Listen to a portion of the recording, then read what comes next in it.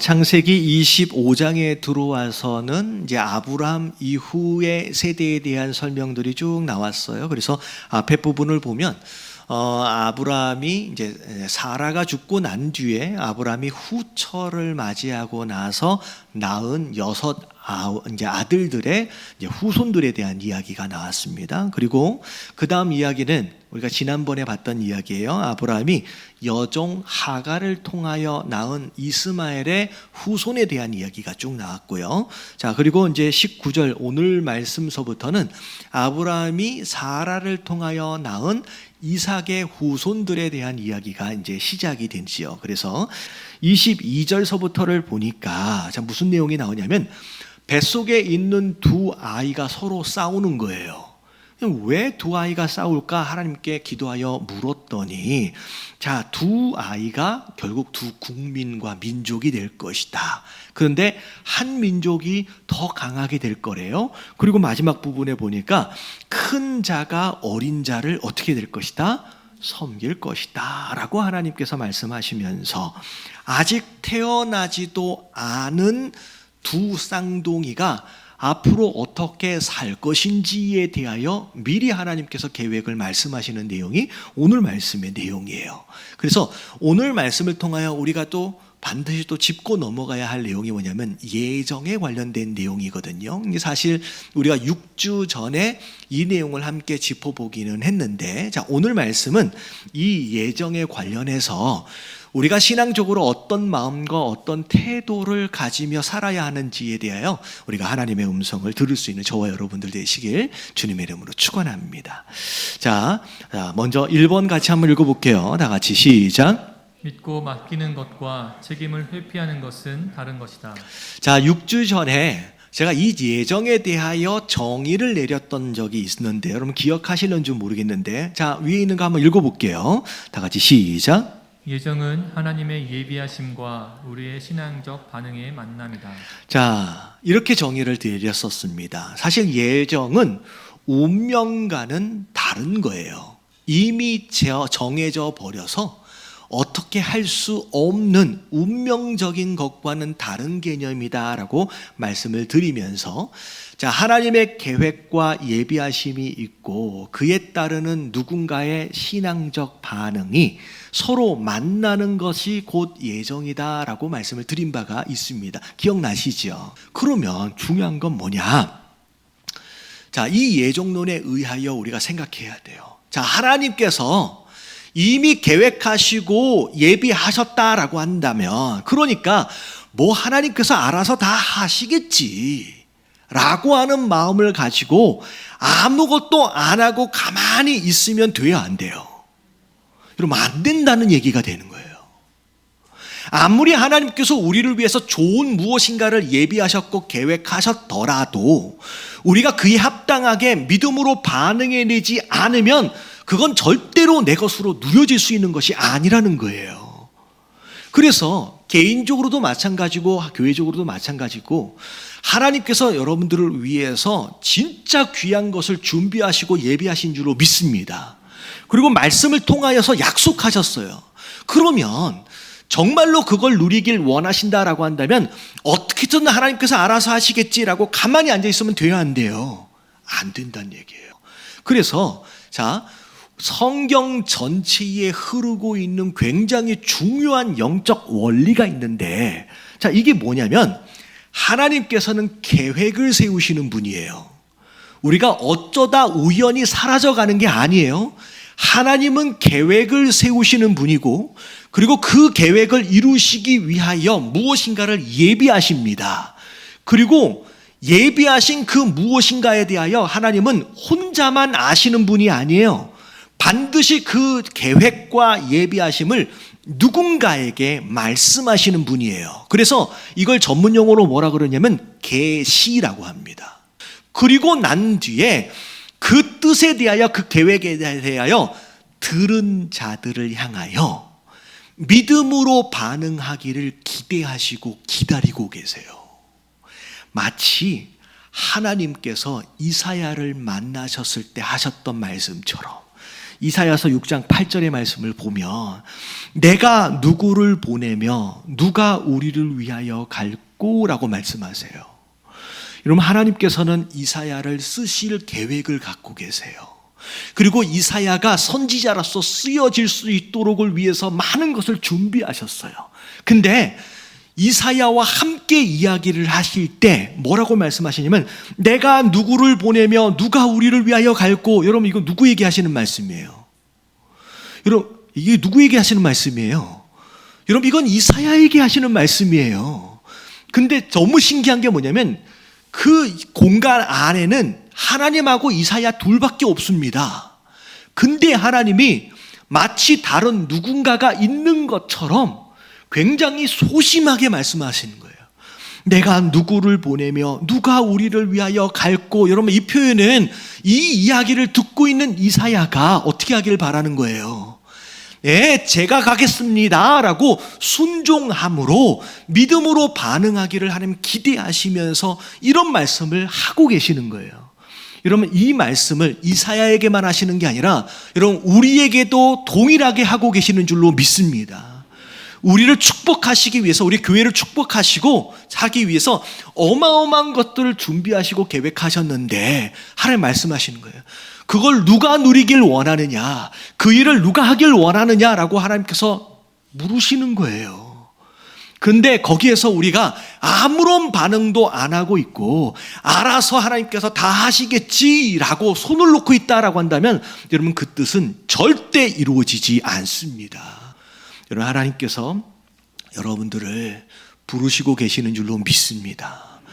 정말로 어마어마한 계획들을 가지고 계시고 다 준비하셨어요. 자, 이거 누가 할래? 이거 누가 가질래? 이거 누가 누릴래? 라고 묻고 계시는 거예요.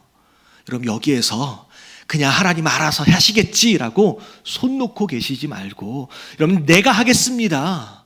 내가 그거 누리겠습니다. 내가 감당하겠습니다 라고 여러분 믿음으로 반응하시는 저와 여러분들 되시길 주님의 이름으로 축원합니다.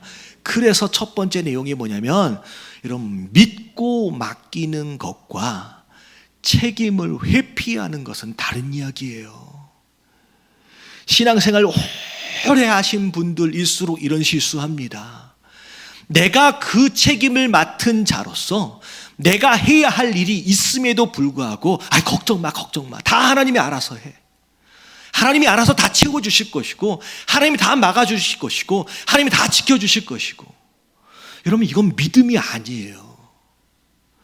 나를 그 위치에 세우신 하나님의 의도가 있고 목적이 있어요. 그리고 그 자리에서 내가 감당해야 할 책임이 있는 줄로 믿습니다. 여러분, 하나님께서 나를 남편으로 부르셨고 나를 아내로 부르셨다라고 한다면, 그리고 나를 부모로 부르셨다라고 한다면, 나를 직분자로 부르셨다라고 한다면 그 위에서 내가 최선을 다하여 믿음으로 반응하며 책임 있게 선택해야 할, 결단해야 할 일들이 있다는 거예요. 막연하게 나는 가만히 있고 하나님이 알아서 하십시오 라고 하는 건 믿음이 아니라는 거예요. 옆에 계신 분들께 인사 좀 해주세요.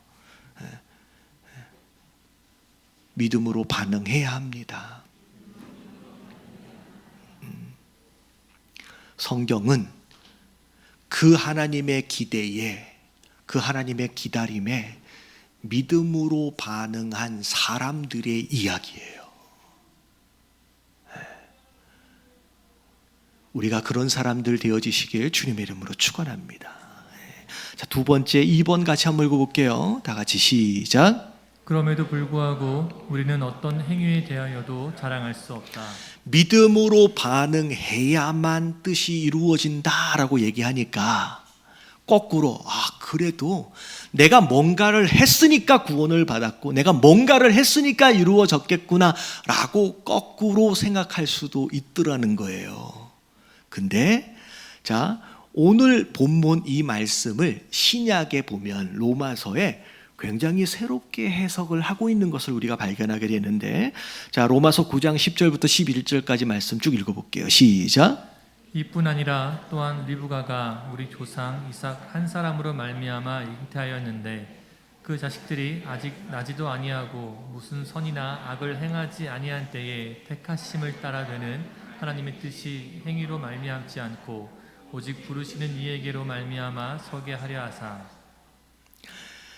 야곱이 어찌 보면 믿음으로 반응했어야만 했지만, 우리도 마찬가지예요. 믿음으로 반응했어야 하지만, 그럼에도 불구하고 하나님의 택하심을 따라 하나님의 뜻으로 이루어진 것이다 라고 신약은, 로마서는 정리를 하고 있더라는 거예요. 이 이야기는 뭐냐면 결국은 야곱의 행위가 먼저가 아니라 하나님의 택하심이 먼저라는 거예요. 그 얘기는 하나님의 택하심이라고 하는 기회 주심이 없더라면 야곱의 행위는 아무런 의미가 없다는 얘기예요. 여러분 깨달아지시길 주님의 이름으로 축원합니다. 우리는 이걸 뭐라고 부르냐면 하나님의 은혜라고 부릅니다. 아무리 내가 무엇인가를 노력했다라고 할지라도 예초 처음부터의 하나님의 계획과 예비하심과 예정하심이 없다라고 한다면 소용이 없는 거라는 거예요. 그게 가장 기본이라는 거예요. 그래서 에베소서 2장 8절서부터 9절까지 말씀을 보면, 자, 너희가 그 은혜를 인하여 믿음으로 말미암아 구원을 받았으니, 자, 우리가 어떻게 구원받았어요? 자, 우리가 믿었기 때문에 구원받은 게 아니라 그냥 은혜로 받은 거야 라고 얘기하는 거예요. 이것은 너에게 난 게 아니다. 하나님의 선물이다. 다시 말하면 여러분들이 지금 소유한 구원이라고 하는 것은 내가 믿었기 때문에 받은 게 아니라 하나님께서 선물처럼 주시는 그 구원을 향하여서 나는 단순히 뭐 했을 뿐이냐면 손을 내밀었을 뿐이에요. 이해되세요? 자, 착각하지 마세요. 내가 믿었기 때문에 구원받은 게 아니에요. 여기서 말하고 있는 믿음은 선물을 주시는 그분을 향하여 내가 손을 내민 거예요. 그래서 받아진 거예요. 내가 손을 내밀었으니까 라고 하는 것으로 자랑할 수 있어요, 없어요? 이건 아무것도 아닌 거라는 거죠. 여러분, 거기에서 하나님께서 말씀하시는 게 뭐냐면 이걸 은혜라고 말씀하시는 거예요. 여러분, 우리가 믿어서 구원을 받은 게 아니라 여러분 선물처럼 하나님께서 구원을 은혜로 주신 것임을 여러분 깨달아지시길 주님의 이름으로 축원합니다. 자, 오늘 말씀은 쉬운 말씀이 아닌데, 자, 조금만 더 생각을 좀 넓혀서 한 번 더 생각을 해보자고요. 자, 곰곰이 생각을 해보면 그래요. 은혜로 무엇인가를 받은 누군가에게 있어서는 참 좋은 일이에요. 감사할 일이에요. 근데 그 은혜를 받지 못한 에서와 같은, 어떻게 보면 다른 받지 못한 사람들 입장에서 볼 때는 굉장히 억울한 거 아닙니까? 라고 생각할 수 있죠. 그렇잖아요. 못 받은 입장에서 볼 때 왜 나는 안 선택하고 왜 나는 버렸어? 라고 생각할 수 있을 거라는 거예요. 근데 여러분 성경을 보니까 그 질문마저도 하나님께서는 이미 준비하고 계셨어요. 자, 로마서 9장 14절부터 16절까지를 보니까 그런즉 우리가 무슨 말 하리로 하나님께 불의가 있느뇨 그럴 수 없느니라. 그러니까 선택하지 아니한 누군가의 입장에서 볼 때 왜 나는 안 선택했어? 그러니까 하나님 나쁜 거 아니야 라고 말할 수 있어요, 없어요? 그러면 안 된대요. 이유가 뭐냐면 15절 16절 읽어볼게요. 시작. 모세에게 이르시되 내가 긍휼히 여길 자를 긍휼히 여기고 불쌍히 여길 자를 불쌍히 여기리라 하셨으니 그런즉 원하는 자로 말미암음도 아니요 다른 박질하는 자로 말미암음도 아니요 오직 긍휼히 여기시는 하나님으로 말미암음이니라. 뭐에 대한 내용이냐면 하나님의 주권에 대한 내용이에요. 자, 이걸 어떻게 설명을 드리면 좋을 거냐. 자, 어떤 사람이 고아원에 갔어요. 그래서 내가 한 아이를 내가 입양해야 되겠다라고 찾아간 거예요. 그랬을 때 입양이 되어진 그 아이 입장에서는 너무 감사할 일이죠. 그게 은혜지요, 그 아이 입장에서는. 근데 입양을 받지 못한 나머지 아이들 입장에서 볼 때 왜 나를 선택하지 않았어? 저 사람 나쁜 사람이네 라고 얘기할 수 있어요, 없어요? 얘기할 수 없다라는 얘기예요. 근데 자, 여기까지 일단 설명을 드릴 때 아, 그래, 이해가 돼요? 여러분 이해가 되십니까 지금? 저는 이해가 안 돼요. 그러니까 나름 어느 이해라고 하는 한계 안에서 설명해 볼 수는 있지만 그래 완벽하게 이해가 되진 않아요. 왜냐하면 고아원하고는 좀 상황이 다르잖아요. 한 명, 두 명 입양이 아니라 천국을 갈 수 있도록 하는 입장에서 천국에 정원이 정해져 있나? 아니 정원이 정해져 있다라고 한다면 좀 정원을 눌려가지고 다 함께 다 가면 안 되나? 여러분 이런 생각 안 해보셨어요? 이게 쉬운 게 아니에요. 근데요, 잘 들어보세요. 여러분 예정은요, 할 수 있는 만큼 어떻게 보면 최선을 다하여 나름 이해가 될 수 있도록 설명해 보는 시도들은 좋을 수 있지만 죽었다 깨어나도 우리는 이해할 수 없는 진리 중에 하나가 예정이에요. 우리는 이해할 수 없어요. 어떻게 보면 어느 부분이 설명되어져서 아 그런가 해도 그 뒤에 또 다른 질문이 나오고 또 다른 질문이 나오고 절대 이해되어질 수 있는 부분이 아니에요. 왜냐하면 이유가 이거예요. 여러분 우리는 시간이라고 하는 것 안에서만 존재하는 사람들이에요. 자, 우리는 시간 밖에서 존재할 수 있어요, 없어요? 여러분 과거, 현재, 미래라고 하는 시간이라고 하는 틀 안에서밖에 존재할 수 없는 사람들이기 때문입니다. 왜냐하면 여러분 이 예정은 시간을 초월하신 그 하나님의 계획이에요. 다시 말하면 시간 밖에 계신 그분의 계획에 대한 이야기이기 때문에 시간 안에서밖에 존재할 수밖에 없는 우리는요, 이건 죽었다 깨어나도 이해할 수 없어요. 여러분 시간을 초월하신다라고 하는 건 어떤 의미냐? 히브리서 13장 8절 말씀 읽어볼게요. 다 같이 시작. 예수 그리스도는 어제나 오늘이나 영원토록 동일하시니라. 여러분 이 말씀의 1차원적인 해석은 어제나 오늘이나 하나님은, 예수님은 변함이 없으신 분이다라는 1차원적인 해석으로 할 수 있지만 여러분 이 안에 깔려있는 가장 중요한 전제는 하나님은 시간 안에 계신 분이 아니라는 얘기예요. 시간을 초월하신 분이에요. 그래서 우리는 현재를 살면서 미래를 기대하는 입장이지만 여러분 하나님은 과거, 현재, 미래랑 상관이 없이 어느 시점에도 하나님은 존재하시는 분이란 얘기예요. 여러분 깨달아지시길 주님의 이름으로 축원합니다. 그 하나님에 대한 계획이 예정이기 때문에 시간 안에 갇혀 있는 우리는요 죽었다 깨어나도 이해할 수 없어요. 그래서 이 예정과 자유의지에 대한 내용은 수천 년 동안 신학자들이 싸워도 결론이 안 나는 이유는 뭐냐면 이거는 정답이 없기 때문이에요. 자, 그러면 본론이에요. 그러면 어떻게 해야 되느냐? 어떻게 해야 되느냐? 자, 1번 같이 한번 읽어볼게요. 자, 다 같이 시작. 마치 택하심을 입지 못한 자들처럼의 논쟁을 멈춰라. 마치 택하심을 입지 못한 자들에서 입장에서의 논쟁은 우리가 할 필요가 없는 거예요. 왜냐하면 이건 정답이 없어요. 우리가 이해할 수 없어요. 근데 중요한 건 뭐냐면 여러분 이것에 대하여 논쟁하여 해답을 얻는 것보다 더 중요한 건 뭐냐면 여러분 내가 구원을 받는 게 더 중요한 것인 줄로 믿습니다. 여러분 아무리 논쟁해서 이해해 본들 내가 애서가 되어버려서 내가 구원받지 못한다라고 한다면 여러분 그거는 아무런 의미가 없는 거예요. 여러분 무조건 내가 구원을 받아야 돼요. 여러분 잘 보세요. 지금 여러분들이 이 공간 안에서 이 말씀을 함께 듣고 있다라고 하는 것만으로도 이미 하나님의 택하심 안에서 기회를 얻고 계시는 것입니다. 여러분들에게 택하심 안에서 지금 기회를 얻고 계시는 거예요.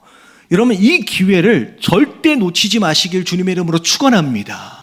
여러분 지금 주어진 이 기회가 여러분 영원히 주어질 수 있다라고 생각하지 마십시오. 그리고 내가 교회를 10년째 20년째 다녔고 내가 장로니까 내가 목사니까 나는 당연히 구원받았지라고 착각하지 마세요. 여러분 교회를 다닌다고 구원을 받는 게 아니라 여러분 교회가 되어야 구원을 받아요. 여러분 이 시간을 통하여 깨달아지시고 주님을 만나시는 저와 여러분들 되시길 주님의 이름으로 축원합니다. 자, 두 번째 같이 읽어볼게요. 시작. 이미 택하심 안에서 하나님의 자녀가 된 자는 감사하고 찬송하라. 여러분, 택하심을 입으신, 그래서 하나님 자녀 되어지신 분들은 아멘 하십시다. 감사해야 돼요. 정말 하나님 찬양해야 돼요. 에베소서 1장 5절부터 6절까지를 보면 그 기뻐하신 뜻대로 우리를 예정하사 예수 그리스도로 말미암아 자기의 아들들이 되게 하셨으니, 이는 왜냐하면 그의 사랑하는 자 안에서 우리에게 건져 주신 바 그의 은혜의 영광을 뭐하게? 찬미하게 하려 하는 것이다. 그럼 마땅히 우리가 찬양하고 감사해야 될 줄로 믿습니다.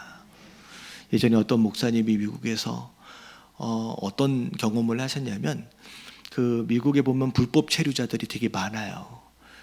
사실 멕시코나 이런 데에서 정말 먹고 살려고 국경을 넘어서 그렇게 이제 불법 체류자가 되기도 하고, 또 그분들의 자녀들은 자동으로 불법 체류자가 되거든요. 근데 불법 체류자가 되면요, 운전면허도 딸 수도 없고요, 보험도 들 수도 없고요. 그러니까 병원도 갈 수가 없어요, 거의. 그리고 아무리 일해도 제대로 된 월급을 받을 수가 없습니다. 그러니까 정말로 열악하게 살 수밖에 없는 거예요. 방 하나에 10명씩 끼어 자기도 하고 진짜 힘든 거예요. 한 4, 50년 전에 미국에서 정말 억울하게 불법 체류자가 되어진 자들을 이렇게 사면을 시켜주는 제도가 있어서 한 몇만 명이 사면을 받았어요. 근데 그 사면을 받고 시민권을 받는 딱 그 컨벤션 센터의 그 행사에 그 목사님이 참여하시게 된 거예요. 근데 자, 선서를 하고 미국 시민권을 받았다라고 하는 게 선포가 되어지는 순간 그 컨벤션 센터는 울음바다가 되더래요. 그동안 얼마나 인간 취급 못 받고 고생했는데, 내가 정말로 그렇게 했는데 이제는 사람답게 살 수 있게 되었다라고 하는 것으로 가족끼리 끌어안고 전부 다 펑펑 울면서 울음바다가 되더라는 거예요. 근데 그 장면을 보면서 목사님이 생각하신 게 뭐냐면, 아니 미국 시민권 하나를 받아서 저렇게 감사하고 기뻐하는데 우리는 어디 시민권을 받았어요? 우린 천국 시민권을 받았는데 우리는 그것에 대하여 얼마나 감사하고 있을까라고 하는 거예요. 여러분, 우리가 받은 이 천국 시민권의 가치를 안다라고 한다면 우린 누워 자다 가더라도 벌떡 일어나서 웃을 일이에요. 할렐루야. 지금 당장 내 앞에 놓여 있는 이 문제들은 여러분 이 천국 시민권에 비하면 아무것도 아닌 문제들이에요. 여러분 이것 때문에 감사를 잃어버리지 마시고, 여러분 구원받은 것 이거 하나 때문이라도 진짜 제대로 감사하시는 저와 여러분들 되시길 주님의 이름으로 축원합니다. 자, 마지막 세 번째 다 같이 한번 해볼게요.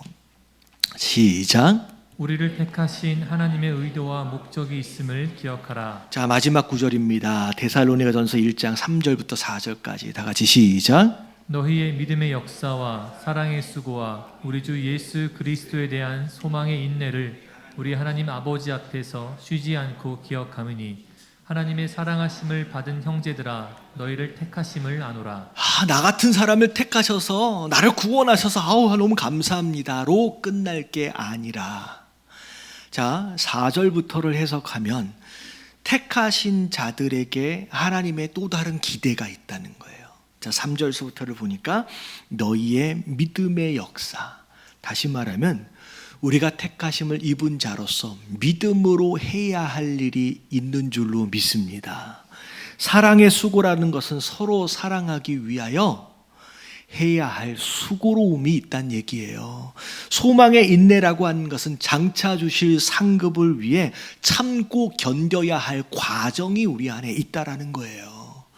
여러분, 감사함과 더불어서 여러분 우리에게 맡겨주신 이 귀한 사명들을 잘 감당하심으로 말미암아 하나님의 온전하신 뜻을 이루어 가시는 저와 여러분들 되시길 주님의 이름으로 축원합니다.